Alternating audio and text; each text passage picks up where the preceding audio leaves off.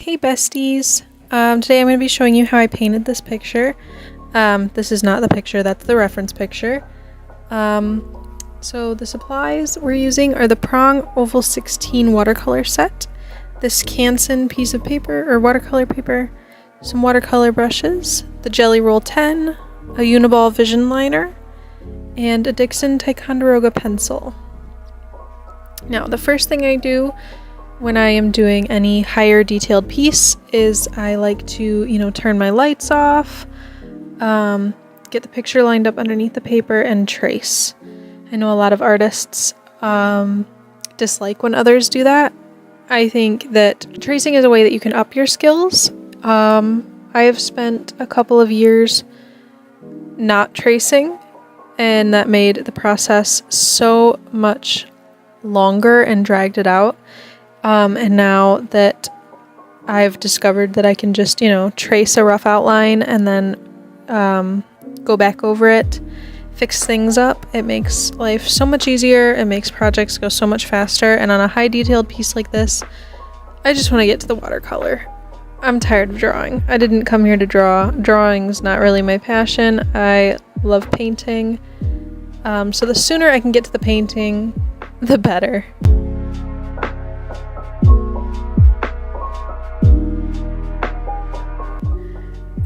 So yeah, this is what it looks like after I trace. There's not really any bones there. There's not really any details there. We've just got the basics. So then I go in and I add the bones. But yeah, I go back through, I add in all of those details. I make it easier for myself to see those details when I lighten this up for when I add the color. And it gets me familiar with what I'm going to be painting.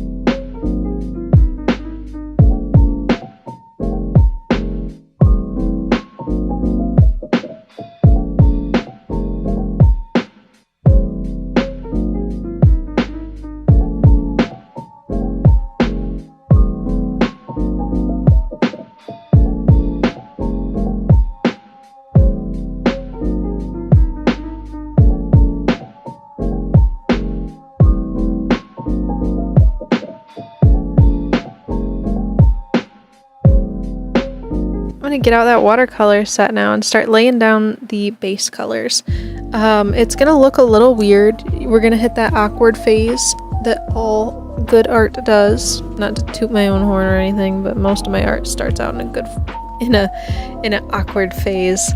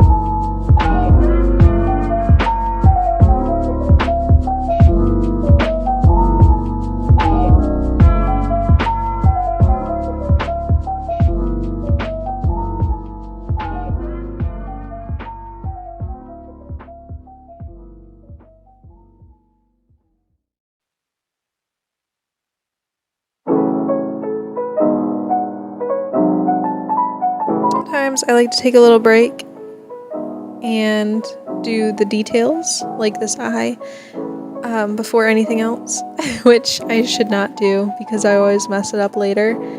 But I just want to get to the fun part, the nitty-gritty, the final pieces to the puzzle.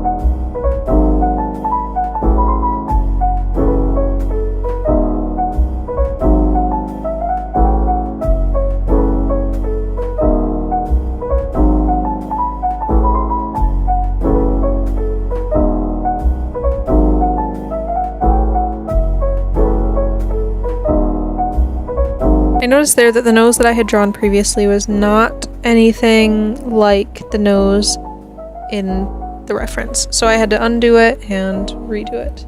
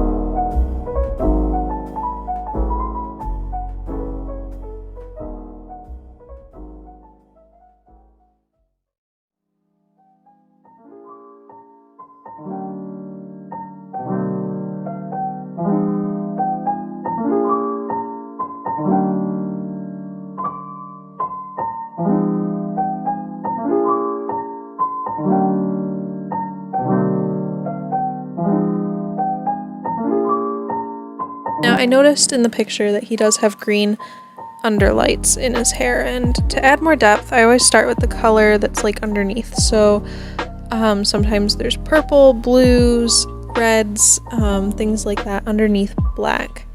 And so everyone has a different hue of black, and it all relies on that base color. So his is green because of the lighting and obviously the green that was in his hair.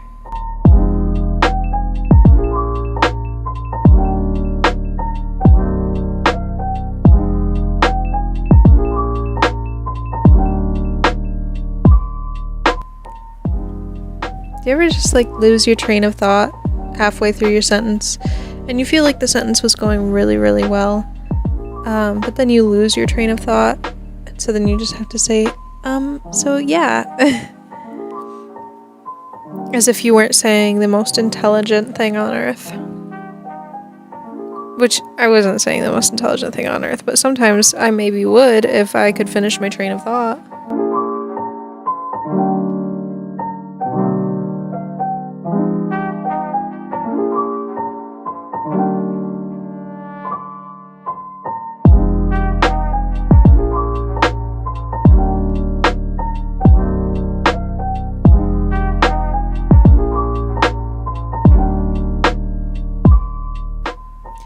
I think we are officially in the awkward stage. At some point I do realize that I need to dingy this up a bit and make it a little bit grosser, a little bit darker, because Joker is a pretty dark movie.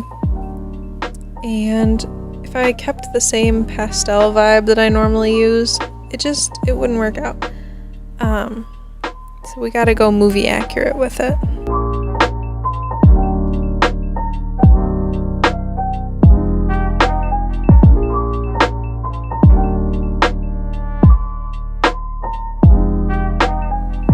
Finally, the nitty-gritty, the details. Oh, my favorite part.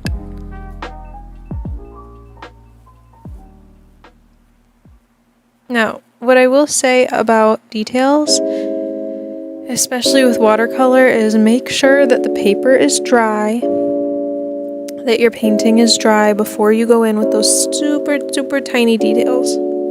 Otherwise, you're going to risk making them muddy. You're going to risk them bleeding everywhere. It's just going to be a hard time, and it's just going to be a bad time and hard to fix. So going in with a small brush and doing like a wet on dry technique, you know, that kind of thing. You don't want the paper to be wet when you're adding in small details.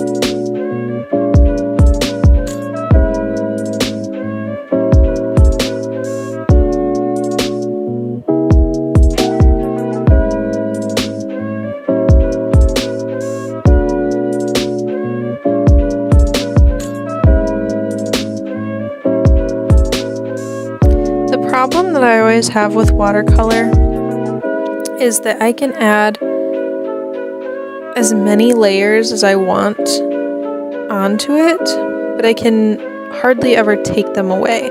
Like, now that I've added that black on there, I can't take that black away. So that's why a lot of my paintings are lighter and not as dark and dingy as Joker's painting is, because you can add and add all you want, but you can only take away so much.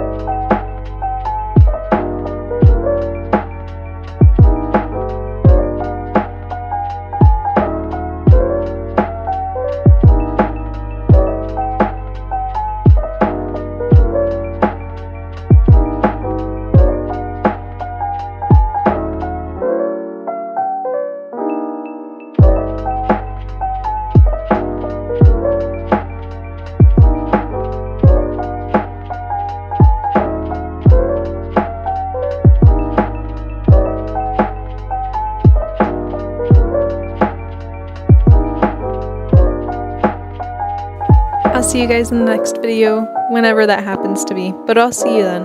Love you. Bye.